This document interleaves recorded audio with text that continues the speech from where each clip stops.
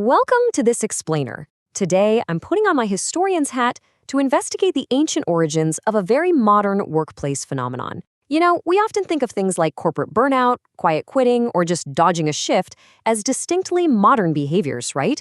Like they were born out of the 9-to-5 grind. But human nature is actually a lot more consistent than we give it credit for. So today, we're going to play the role of historical investigators and trace a 2,000-year history of workplace deception. Specifically, we're going to dive into the fine art of the feigned illness. Whether you call it taking a mental health day or, as it's famously and brilliantly known in Australia, chucking a sickie, the core tactic is exactly the same. It's pretending to be ill to gain some kind of personal benefit by exploiting medical sympathy. We've all heard the stories, right? Someone calls in with a terrible flu only to get caught on national television cheering in the stands at the footy. But this isn't just a modern trick aided by social media slip-ups. It is a rich, surprisingly complex tradition of deception that goes back thousands of years. Here is our syllabus for today's historical case study. First, the history of deception. Next, Odysseus versus the Roman slave. Then we'll meet the medical detective, explore the price of a cure, and finally, look at exploiting professional trust. Let's start with part 1, the history of deception and the ancient art of faking it.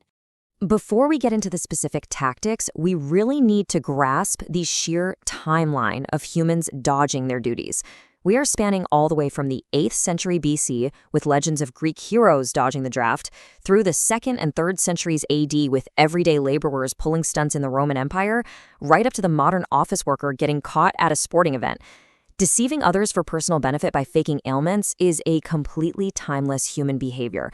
The technology changes, sure, but the desire to avoid a Monday morning shift, absolutely eternal. Moving on to part 2, Odysseus versus the Roman slave. Legendary deceit versus blue-collar tricks. Let's actually contrast two very different historical figures. Take the Greek hero Odysseus, for example.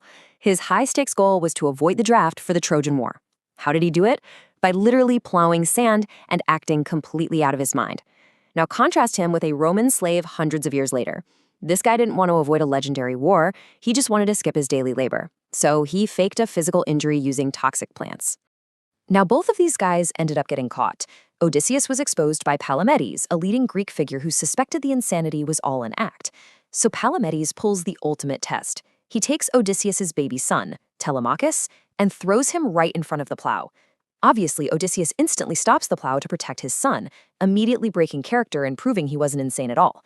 But hey, psychological trickery is one thing. How do you catch someone who is faking a physical injury, especially when there are actual visual symptoms? That brings us to part 3, Galen, the medical detective, catching a 2nd century fraud. To see how ancient professional hierarchies protected themselves against these faked physical injuries, we have to look at the Greek physician Galen. Remember that Roman slave we just talked about? Well, he actually gave himself a localized chemical burn using a poisonous plant called Thapsia garganica. I mean, to an untrained eye, this guy's knee looked horribly infected and injured. But Galen was essentially an ancient forensic medical sleuth. He starts interviewing the patient, and you can just hear the sheer panic of a liar trying to keep their story straight. One minute, the slave says, "I feel tension in my whole joint." Then it's throbbing. Then it feels like there is an arrow stuck in it. Then needles. And suddenly it's heavy like a stone. Galen knew instantly that medically, these symptoms totally contradicted each other. The slave was just throwing out every painful description he could think of to see what would stick. So Galen decides to set a brilliant trap. He applies a fake cure, which is actually just a cooling medicine, and asks the patient if the pain stopped. Eager to prove he was fixed so he wouldn't face any more painful probing, the slave quickly agreed the pain was totally gone. Trap sprung. You see, Galen knew the poisonous plant created surface heat, which the medicine successfully cooled. But if the slave had a genuine internal hot swelling, that cooling medicine would have actually intensified the pain, not relieved it. Galen caught him red-handed. The trap worked perfectly by using the patient's own medical ignorance right against him. The deception was laid bare, and our fraudulent patient was sent right back to his daily labor. Yeah, no sick leave was granted that day. Let's look at part 4, the price of a cure, testing the patient's resolve. Now, Galen realized he couldn't personally set chemical traps for the entire Roman Empire, so he developed a psychological lifestyle test to weed out the fakers across the board. He instructed doctors to demand that patients give up their absolute favorite luxuries. We're talking wine, rich foods, the famous Roman baths, and even sex, just to receive a cure. Galen knew human nature perfectly. A truly sick person, desperate for health, will sacrifice literally anything to get better. But a healthy person just dodging a shift? No way are they sacrificing their daily pleasures just to maintain a lie at work. It was an ingenious way to filter out the frauds. Although, as a historian, I absolutely must point out that context really matters here.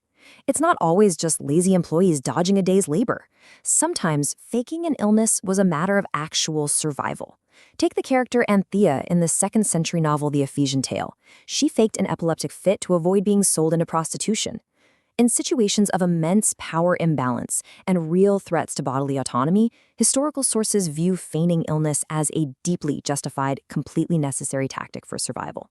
Which brings us to part 5, exploiting professional trust and its impact on the hierarchy. What about when survival isn't on the line?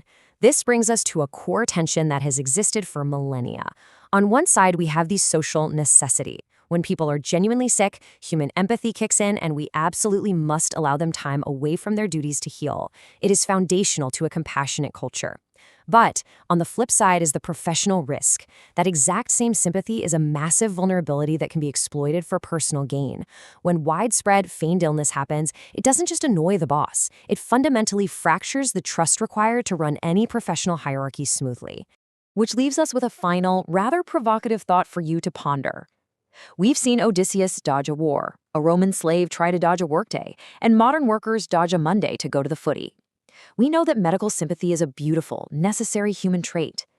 But in a modern world where mutual trust is the absolute foundation of any professional hierarchy, is exploiting our natural medical sympathy for personal gain ever truly justified in the workplace? Think about that the next time you feel a suspiciously convenient cough coming on. Thanks for joining me on this explainer.